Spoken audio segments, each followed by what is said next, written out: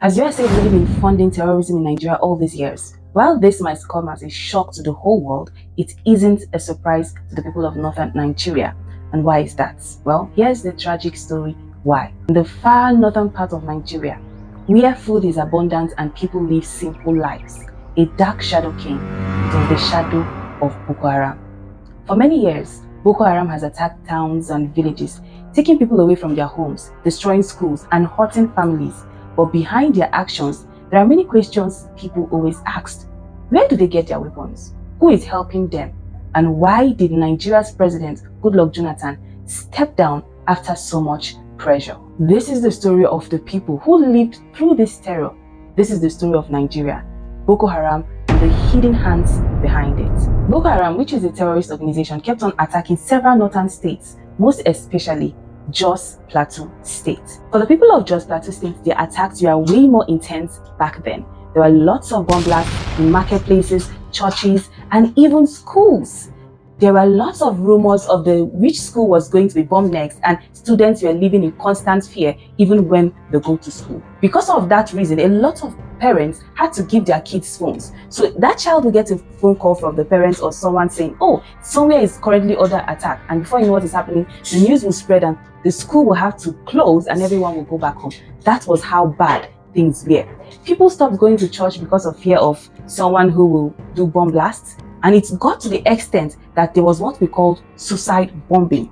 Like these people dedicate themselves to bomb the whole environment they're in, including themselves. So they don't mind being bombed and dying for whatever reason that is, but they were so dedicated to this terror of a thing. In 2014, Boko Haram kidnapped over 200 schoolgirls from a town called Chibok. The world was shocked. People from different countries spoke out. The hashtag Bring Back Our Girls spread across social media. Even leaders from other countries got involved. USAID and other international groups said they wanted to help find these girls, but they also wanted something else. It seems the then Nigerian president, Goodluck Jonathan, even made several revelations that he was under heavy pressure. The level of interference by the Obama's government was very overwhelming. It's not as if I couldn't have won the election even with that. But if by my own thinking and also the way some other people look at it, they go outside the normal diplomatic relationship, then it should be mentioned.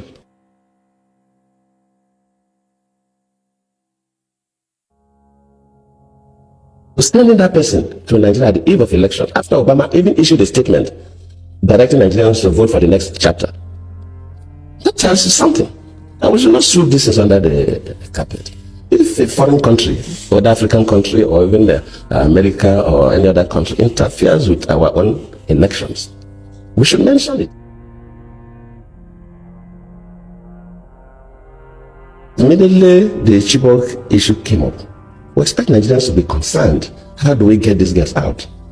Within a couple of days, we saw people going to the US with Bring Back Our Girls placards. How? Why? And of course, the Mrs. Obama received one of those placards. I cannot take responsibility for the abduction. I don't control Boko Haram. They are criminals. But as a president, of course, you know, it's not the president that go to the field. You have security and intelligence officers that do the work. Let me admit that, yes, maybe they do their best, but their best was not good enough for us to recover the gas. That does not mean that I'm trying to remove myself from any blame. Yes, I may not be blamed for the action, but I could be blamed that my security and intelligence systems were not strong enough to be able to rescue the girls. Many people blamed him for not stopping Boko Haram. Some said he was too slow to act. Others said foreign countries like the United States wanted to control how Nigeria handled the situation. A lot of people even called him a weakling. Things were bad. Real bad. So when Goodluck decided to contest for a second tenure, people were skeptical. They were like, this man is too weak to handle this terrorism at hand. And people felt that his opponent, Buhari, was way more stronger and he could actually handle the situation because he was in the military. Yeah. And when people were shouting, Change Dole, that was the slang, the the chants everyone was chanting back then in northern Nigeria. They were chanting it not because there was economic crisis, it was mainly because they were tired of the insecurities and they wanted a change in the insecurities. They wanted something that will make people feel safer in their homes, make people feel safer in their schools. There was a lot of pressure on Jonathan. USAID and other groups seemed to be helping, but they also seemed like they were pushing him in a certain direction. Some people believed they wanted to have more influence in Nigeria's government and economy. In 2015, Nigeria had a big election. Goodluck Jonathan lost to Muhammadu Buhari. Some people believed it was because Nigerians wanted a stronger leader to fight Boko Haram. Others believed it was because of international pressure. US and other international groups supported Buhari. There were reports that they wanted a change in leadership. Jonathan stepping down was not just about the election, it was about power and influence. Did the war end? Absolutely not. Even after Jonathan left, Boko Haram did not disappear. They are still attacking villages. People are still running away from their homes. And the same questions still remain. Who is helping Boko Haram? Where do they get their weapons? And to some extent, when Buhari came into seat, a lot of these things actually reduced a bit. They didn't go away completely. No. They reduced a bit. The things like bomb blast, they reduced. At least people started going to school without fear as of when it was during Goodluck's Jonathan regime. And even back then, people knew that Goodluck Jonathan was not a bad leader. People just felt he was too weak to handle the insecurity. They were like, no, people are dying, we want something new. People in northern Nigeria knew that if Goodluck Jonathan refused to step down, Boko Haram will continue. Like, they did not want that man on seat. The pressure was that much. And for some weird reason, after all these things happened, and it seemed as though Buhari entered into the seat, this Boko Haram, they started, according to them, they were now repentant Boko Haram. And there were so many rumors of them being accepted into the Nigerian military, but it was debunked. Their faces, we never saw their faces. We do not know them. We can hardly recognize a repentant Boko Haram if we see one. So they might be in the military, we wouldn't know. They might be around us, we wouldn't know. All we know is that the government said they have repented. That is just it. A lot of people might be wondering, what is so special about Nigeria that international organizations will be funding terrorists just to frustrate them? Well, there are lots of things that will make this to be a possibility. Well, number one, Nigeria has so many resources that they can steal for free when there is terror in the land. As we stand now, there are so many parts of Nigeria that you cannot go. Fear will not even allow you to go there. But then, we hear stories of several foreign people going there to take resources. They do not want Nigeria rich, Nigerians rich in general. A rich Nigerian is a terror to foreigners, because if Nigerians are rich, Nigerians will be uncontrollable, and they want to keep Nigerians controlled. They want people that they can control. And considering the fact that when Nigerians were somehow having a little bit of control over the economy, Nigerians had the liberty to even assist other African countries. Now they don't like that. How can you be so comfortable to the extent you're assisting other African countries? That is not something colonizers want. Another point is, when Nigerians are in deep poverty, you will be struggling so much for yourself. You will not be able to think about others. And then in the midst of your struggle, you will try to go over to their own economy to help them grow it. Don't forget, they also need physical help. They need our help. They have always needed our help. That was why during the times of colonization, they had to come back to Africa to take people over there so that those people will help them grow their economy. We know that Black people are smart, Black people are strong, Black people are a lot of things that they will never accept. So they need our physical help. A lot of people do not know that we are a resource. We are like physical resource to them as well. Besides our raw materials, they need our physical resource. Yes, they need our strength. They need our smartness. Right now, there are lots of doctors who are overseas. We lack doctors in Nigeria. We have doctors but they are now overseas. They can't even want to stay back in Nigeria because right now Nigeria is so messed up. Even if you can afford to eat, you'll be scared of the insecurity here and there. So lots of people who actually have the mind, the intelligence, the careers, people who are well to do these days, they want to go away because the insecurity is too much. They're making it unsafe even for the rich. Yeah. So they need those people over in their country to help their own country. That is one thing that a lot of people don't realize. There's so many reasons why they wouldn't want Nigeria to be better. I don't understand why people think they will want to help us. No, if they help you, it doesn't help them, considering there are people who do not like to pay for things, they like to take it for free. So of course, the way they are playing their game, that is exactly how it's supposed to be for someone who is extremely greedy and wants your stuff for free. That's just the truth.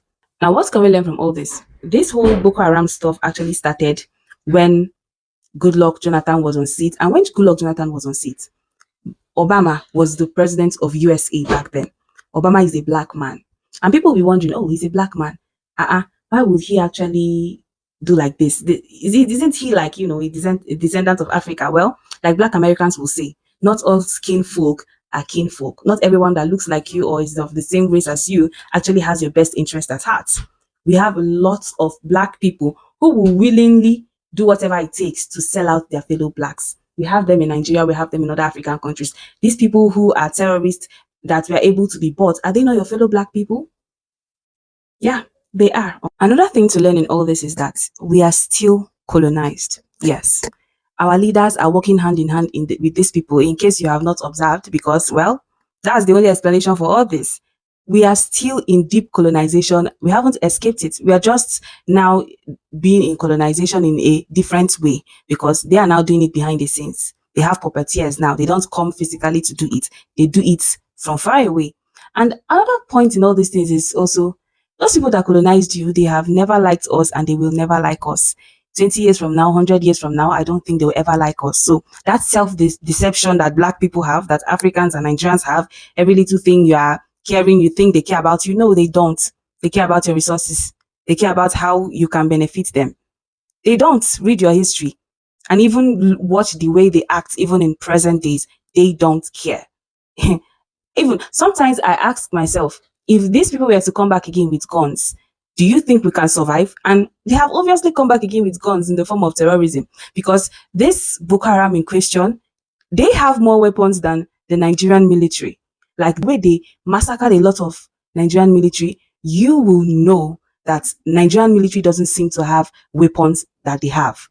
So we are lagging behind in a lot, and it seems a lot of people don't care. But I like the fact that people are now talking about things like this. At least, what's part of it all is that there is also rumors that this terrorism is not just Boko Haram, because there are several groups in Nigeria that are causing terror, and this whole Boko Haram thing, at a point, it seemed like it went down and they started calling it Fulani headsmen. And from Fulani headsmen, they started calling it plenty things. Then when it goes to a different region, if they go to a different region like the Southeast, the name changes. They will now say, oh, it is unknown gunmen and whatever. Like, we don't know. You can never tell who is funding these people. But definitely, there are people funding them. Because where are they getting these weapons? Where are they getting the resources to do all these things? These are massive weapons. Who is giving them the info? Who is giving them the go ahead, go and do this? Because I'm pretty sure these people will not be able to penetrate a lot of places without the help of the government. And this same government, what is their aim if they are not working with the colonizers? What is the aim? Like, what will they benefit from all this?